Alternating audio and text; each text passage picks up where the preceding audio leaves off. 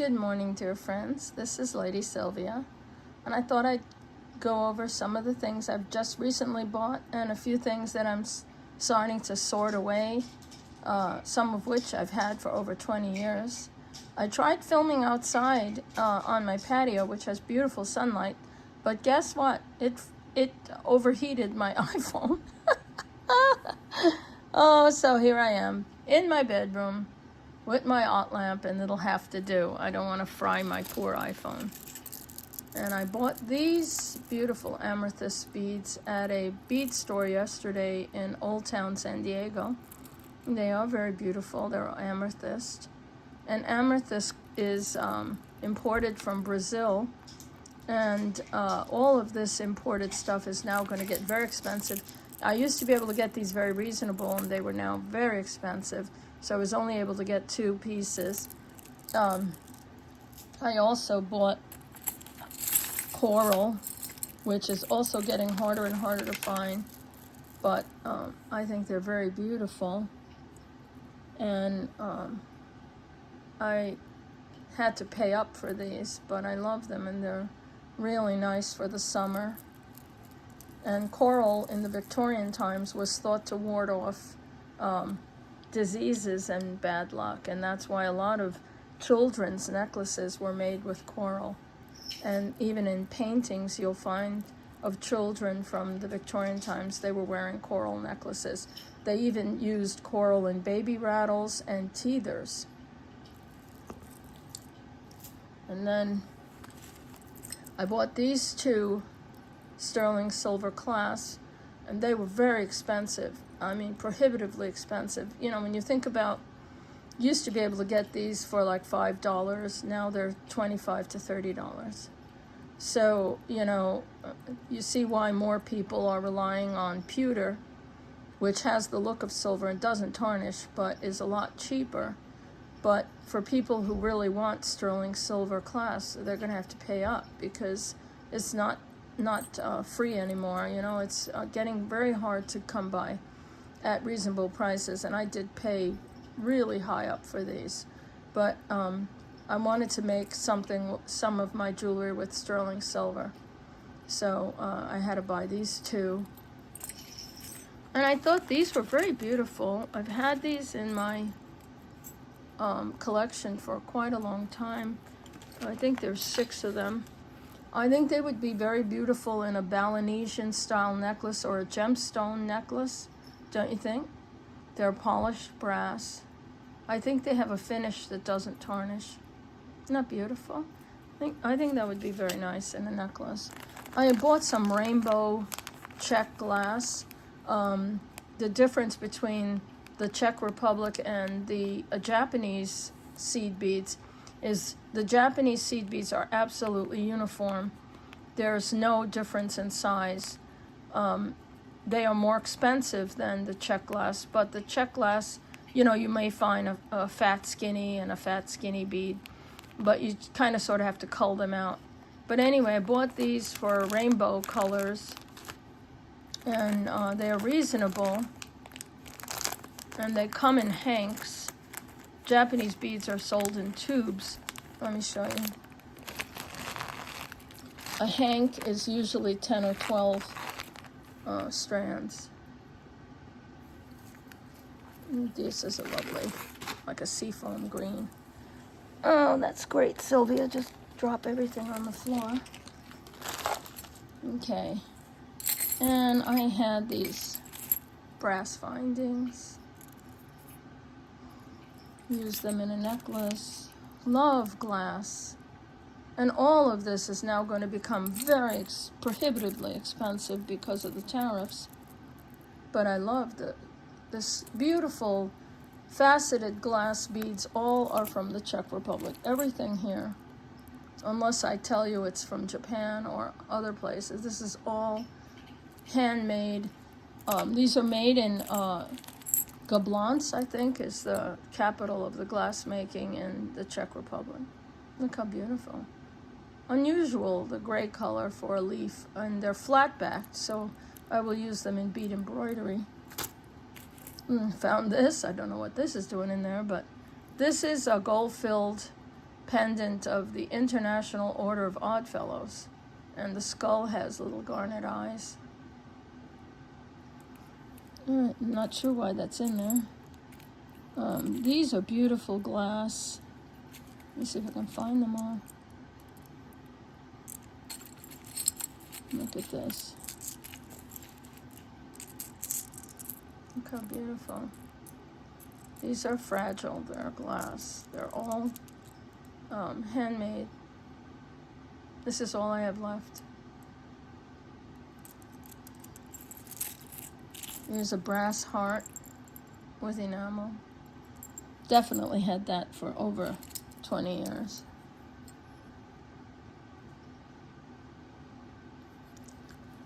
I have no idea why I have this. Not really sure, but it's nice. Tiger's eye heart. Seashell. That's a real seashell. Oh, and look at this bunny rabbit in sterling silver. I must have had that. That's got to be 20 years old. I haven't seen that in I don't know when. But I'll pull him out. He'd be a good Easter gift for someone. Look at this. Crystal. This is amethyst in its crystal form. I used to go to a fossil shop. I think I must have found that there. This is a rock, river rock. River rocks are usually super smooth, but look at all the fossils inside of it. I kept that for years, don't know why, but it's there. Some lampwork beads. They're called big hole beads for obvious reasons. Little Japanese lady. Laminated onto wood. I think she'd be beautiful with the coral beads. Let me show you. See how it picks up the colors? That would be beautiful. And then I definitely have had this for 20 years. I guess I forgot I had them. They're sterling silver roses. And they each have a jump ring, but I was thinking, you know, what would be pretty is I have those puffy heart bracelets and then add these, you know, in between the puffy hearts. And definitely have a 20-year price. They were $1.95 each 20 years ago. Not gonna happen today. So that's that. An old cross. Lots of flowers, all made in the Czech Republic. Beautiful leaves. Boy, I've got so much stuff. So that's that bin. There's more. There's always more with Sylvia. It's like a total bead hoarder.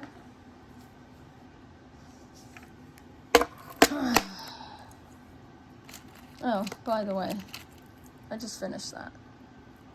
I think it's pretty cool, the subtle gold. Of course, I never do what the pattern says. I always do my own colors, my own thing. This is peyote stitch, and these beads are called delica beads, and this was all done by one bead at a time. So I don't want to tell you, this took me a long, long time. But then I went and trimmed it all in 15 beads and 3mm Swarovski crystal. This clasp is from Germany. I'll show you how it works. See? And then it snaps. Beep. Isn't that cool? I'm making another one. I'll show you real quick. It's not done. It's just still got the threads. But look, that's going to be beautiful. And I'll put a clasp on that. I may trim it with maybe copper colored crystals. So that's that one. I'm never not working. I'm always working on something. These are Chinese crystal I bought yesterday.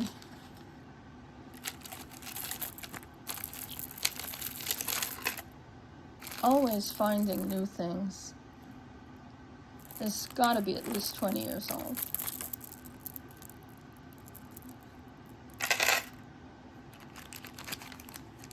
Little flowers. Look at this fused. This is abalone shell.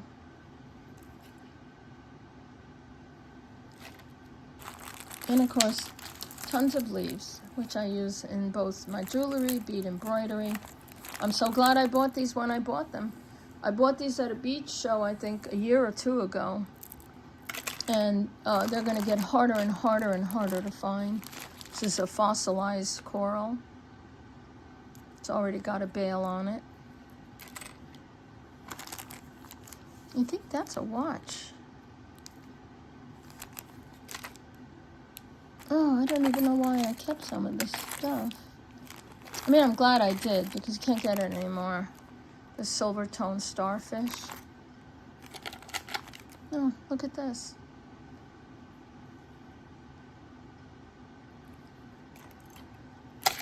And these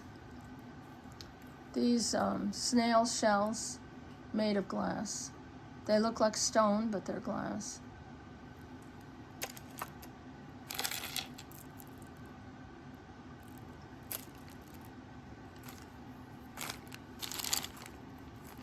All manner of things. Look at that. So, that's glass. These are lucite. They're from the 50s and 40s, and they're getting really hard to come by. And I made necklaces with them. And then this is sterling.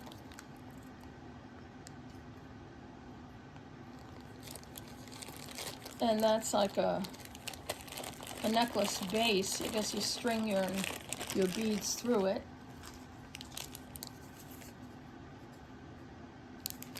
Look at the 20-year-old price, 12 bucks. Yeah, that's not going to happen anymore. This is a piece I bought for my friend. Her last name is Peacock. So I always make her peacock items. It looks like a wooden lover's knot, Chinese knot, actually.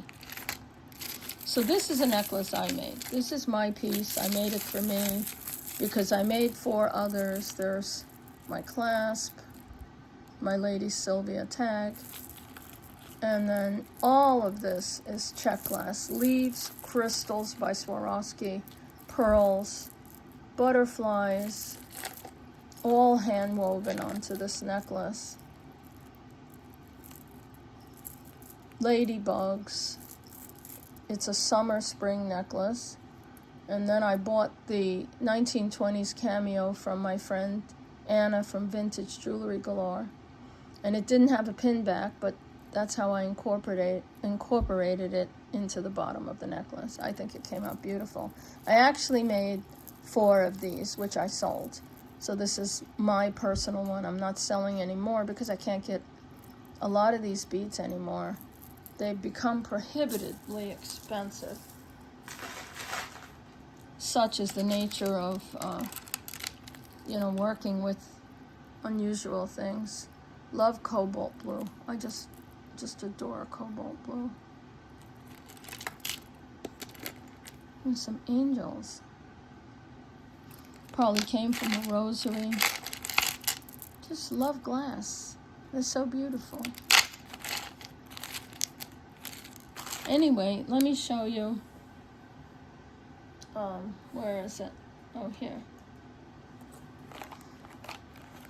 So this is I've added quite a lot to my micro mosaic collection. And I just got these from my friend Anna at Vintage Jewelry Galore.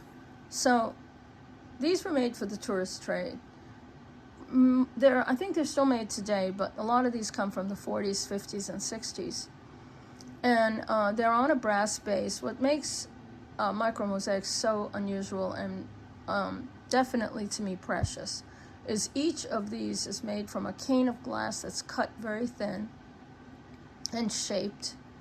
They're inserted.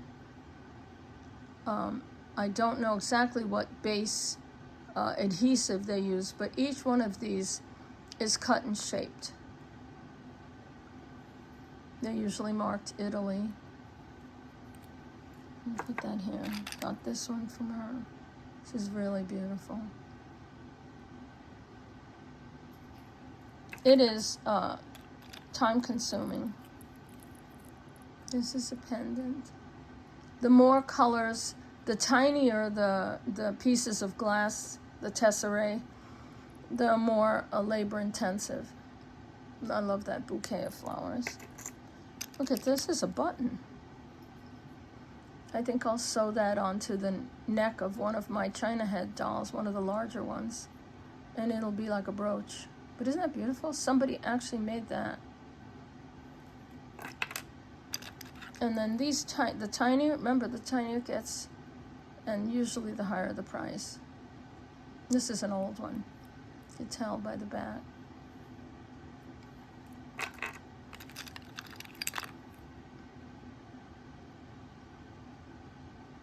Isn't that beautiful? See how tiny the pieces are getting? These are very old. Very old, and you can tell. Look at this.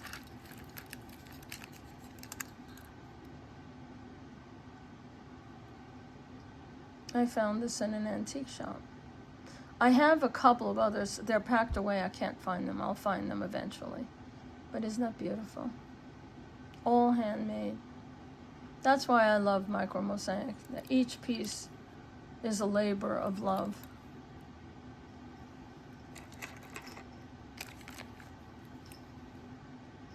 Look at that.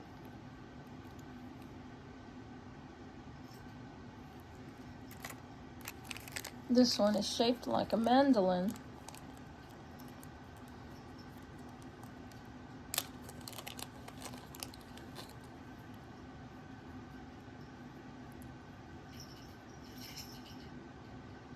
I have a couple of these, and some of them are being worn by my large China head dolls. Now look at this. This is a bracelet, 2 bracelets. These are made for a child. So one of my very large Bis dolls was wearing this on her wrist. Teeny tiny. That's definitely a child.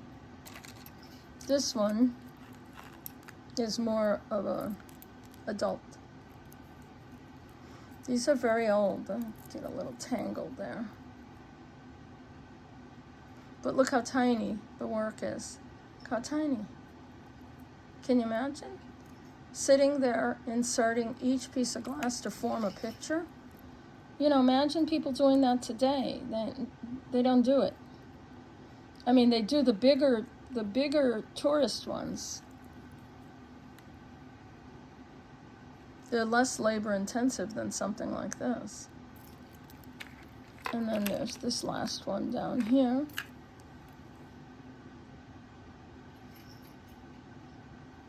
Each little rose. And just imagine somebody doing all this work. I just can't believe it. I think it's absolutely stunning and amazing. And I just think it's a dying art, because with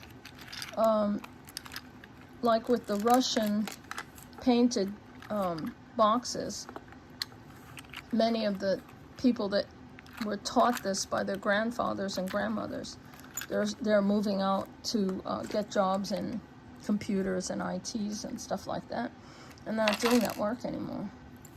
So anyway, my friends, I hope you enjoyed this little adventure going through all my glass and my findings and my little bead stuff and my bracelet. I really like that. I think it came out beautiful. And I love the stylized Greek key pattern. And I changed the colors because I like this subtle gold. I didn't want it very bright. I want you to be able to actually look at the bracelet to see.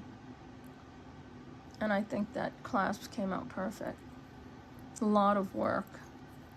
Anyway, God bless you all, my friends. I really appreciate you hanging in there and watching my videos. I try to think about other things that I can do for you. So take care, my friends. God bless you all. Love you. Bye-bye.